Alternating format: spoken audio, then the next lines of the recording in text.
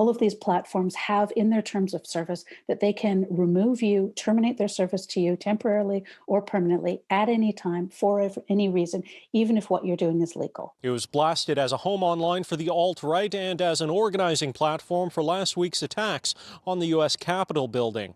Now Parler has been banned from app stores, and Amazon says it won't host Parler on its web servers. But academics and users warn that these actions could have unintended consequences. I think you have right now, something similar to what happened after 9/11, where everyone says this was so huge and this was so important that all different kinds of, really strong actions are justified. But you risk having the same kind of kind of unleashing of an overbearing power that you had with the, what got called the global war on terror. Amazon Web Services previously provided web hosting for Parler, but under pressure from employees and the public, Amazon has told Parler to find new servers. While some say this is an attack on free speech, others point out Amazon, like Google and Apple, are private corporations and can refuse service to whoever they like. What's concerning here is we have a number of companies that are now infrastructure.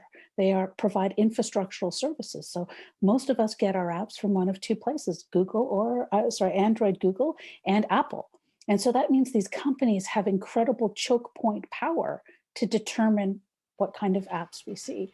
While big tech giants control our access to apps, other tech companies like Twitter and Facebook control spaces for public debate. Meg Stalcup teaches at the University of Ottawa and says those companies moderate content extensively but don't seem to have a plan for dealing with dishonest users. Very specific forms of speech are currently regulated, right? Like fraud is regulated. The kind of ads for prostitution are regulated. There are the very, very specific areas that are regulated. But in fact, we're not addressing the issue of how we're going to deal with mass coordinated lying. And that did not just come up on January 6th.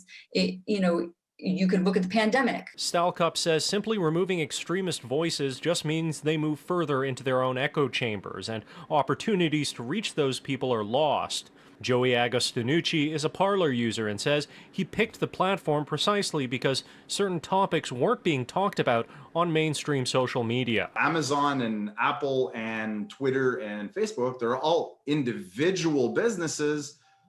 However, they all seem to be standing on this same side of censorship and control and so on and so forth. As for Parler itself, the company has filed a complaint in Washington State Court asking for a restraining order against Amazon Web Services, arguing that AWS was acting out of political interests, not concern for public safety. In Ottawa, Xiaoli Li, City News.